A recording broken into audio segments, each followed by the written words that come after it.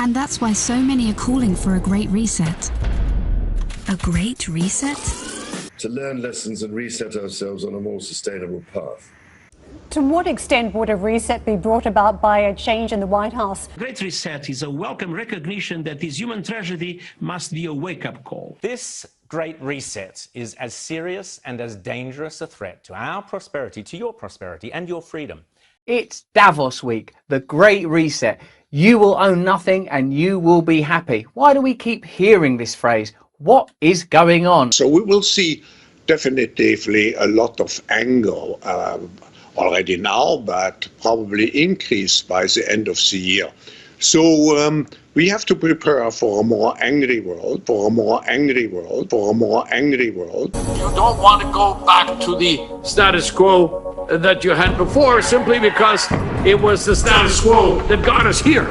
This is the plan that I have repeatedly warned about, to take the tools of oppression used to tackle the coronavirus and use them all, lockdowns, forced business closures, exclusion zones, isolation. We heard Angela Marsden earlier, businesses shut down, isolation at home, all of that, all of those measures, including destroying private property rights and private income in order to tackle the climate crisis. With everything falling apart, we can reshape the world in ways we couldn't before. 1% of the world's population owned 44% of the wealth. And since the start of the pandemic, billionaires have increased theirs by more than 25%, whilst 150 million people fell back into extreme poverty. It is an opportunity we have never had before and may never have again. So we must use all the levers we have at our disposal, knowing that each and every one of us has a vital role to play. They are even running ads for the Great Reset.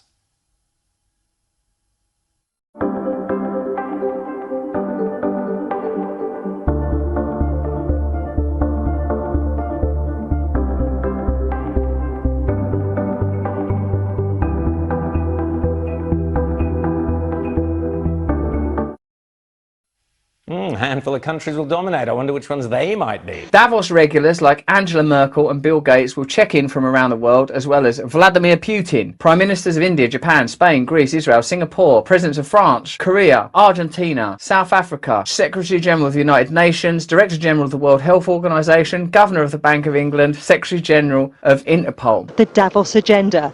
This year's World Economic Forum has moved online because COVID. Davos this year cannot be the usual networking fest it's built its reputation on. Markets are down. By markets, I mean pretty much across the board. The S&P 500 is down 1.2%.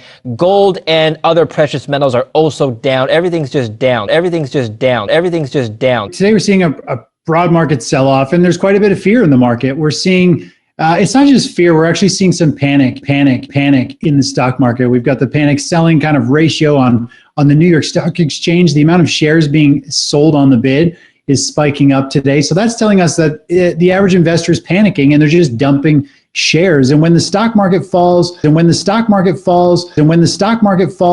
we see panic selling on the New York Stock Exchange, and we see precious metals fall, especially gold. That is a sign that there's panic in this market. And this garbage is already deeply embedded into our state and federal governments. I've spoken before about the insidious phrase, build back better, which sounds like common sense, but is in fact just one of several slogans for the Great Reset. As I say, it's not like they're hiding their sinister intentions. And I want to say that I was looking at some of the speeches from Joe Biden recently and with the legislation and tax policies he's hoping to introduce. And what you see in that is a recognition of the Great Reset, the end of the U.S. dollar as world reserve currency. Financial institutions are going into individual states and purchasing all available land at any cost that they can. They're using this land as real physical assets. They're using this land because even just a couple of trees on the land can be sold to a lumber company at 400% lumber increase inflation prices. If you take a look at a graph of lumber prices, you will realize why Buffett sounds so concerned. The price is shooting up at exponential pace, going from about $785 per 1,000 board feet to $1,500 in less than 1 year. We're seeing this happen not just in our local area, but from California to Colorado to here in the Southeast.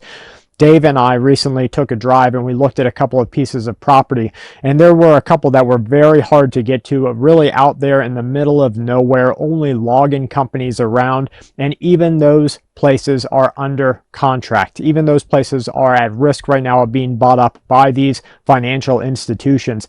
It's not just individuals, it's actual hedge funds, actual financial institutions that are going out there and purchasing the land that you otherwise would have for you and your family. Why are the wealthy buying up water rights and seeking to profit by controlling the flow of this natural resource? Is it just greed, or do they know something we don't? We often take for granted our ability to access water. As long as the tap comes on when we lift the handle, we never question that the flow could be interrupted or tainted. We only really notice when we lift the handle and no water comes gushing out. By then, it's too late.